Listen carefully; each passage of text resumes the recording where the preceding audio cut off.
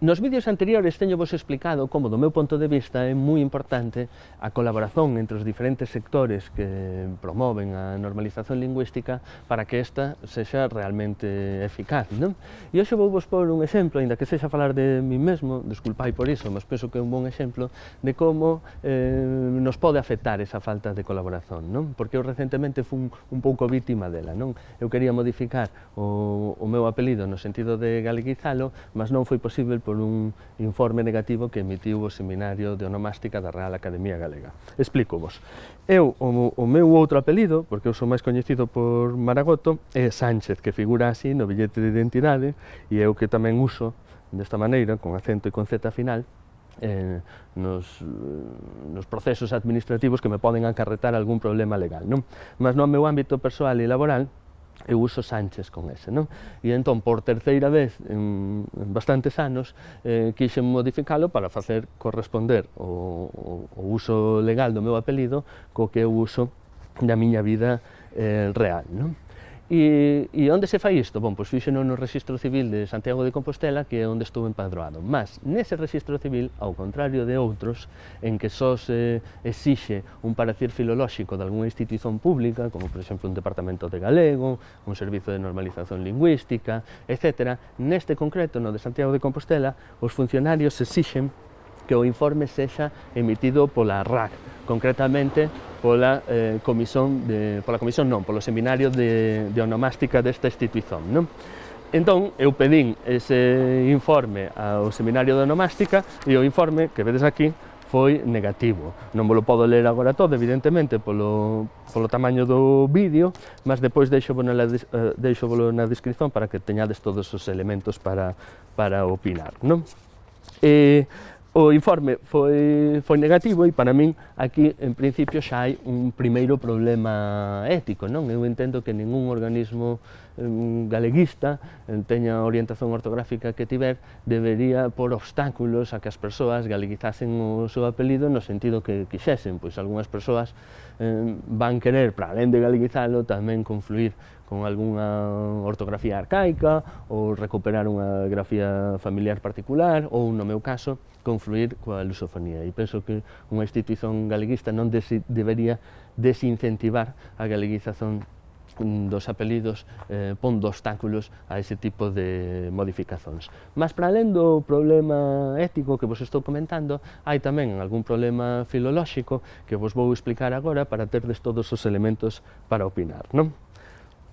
Bon, se vedes estas palabras, todas elas en castellano se escreven con Z no final da sílaba, non? Por exemplo, vez, juez, izquierda, lápiz. Mas, quer na ortografía galega, quer na ortografía portuguesa, existen dous tipos de solución para este tipo de palabras, non? Por un lado, nas sílabas tónicas, a grafía destas palabras costuma ser con Z, como vedes aquí en vez e en xuiz, e nas sílabas átonas, como vedes aquí en esquerda e lápiz, porque a sílaba tónica é la e é quer, costuma ser con S.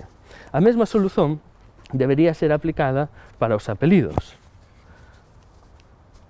porque onde en castellano ten Z, se o fixésemos corresponder con ortografía galega ou portuguesa, vedes que este S ou Z final fica en sílaba átona e entón debería escreverse S, non? É o que acontece aínda con moitos apelidos que no final da Idade Moderna e no principio da Idade Contemporánea, cando os rexistradores dos libros parroquiais pasaron a castellanizar sistemáticamente todos os apelidos, por exemplo, Outeiro pasou sistemáticamente a Otero, a maior parte dos apelidos que acababan en S tamén pasaron sistemáticamente a Z cando o rexistrador identificaba unha palabra análoga en castellano. Por exemplo, Fernández eralle fácil castellanizalo para Fernández. Mas, nalgúns casos, como no caso de Vieites ou Pais, os rexistradores non identificaron que Vieites se correspondese con Benítez e non identificaron que Pais se correspondese con Peláez. Por iso, algúns apelidos dentro deses moitos que teñen esa terminación aínda se conservan con S, non?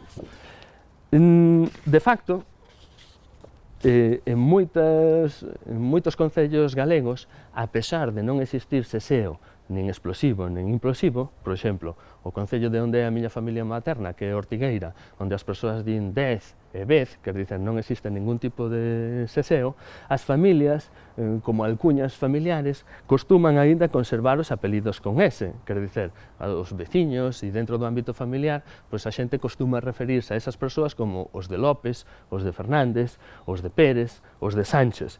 E, no entanto, no billete de identidade, no documento nacional de identidade, esas persoas, esas familias todas, xa figuran co apelido castellanizado.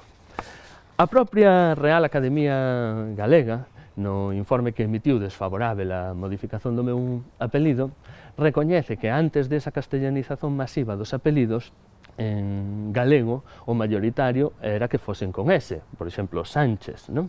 E mesmo hai académicos desa institución, algúns tan pouco lusistas como Méndez Ferrín, que teñen defendido en artigos que eses apelidos acabados en S tamén deberían ser considerados como galegos.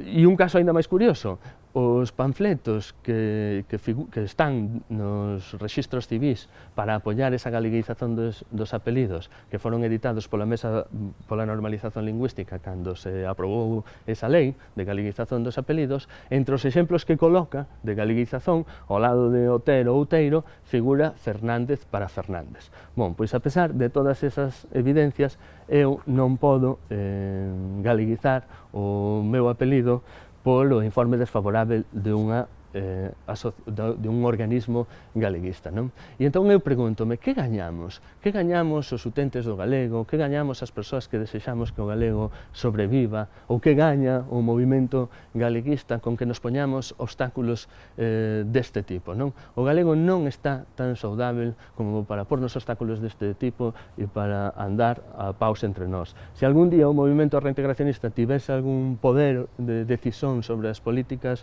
normalizadoras, a min non me pasa pola cabeza que se unha persoa quer modificar o seu apelido Xaneiro con Xota para Xaneiro con X, nós fósemos impedirlos. Non é esa a maneira de empurrar un movimento normalizador.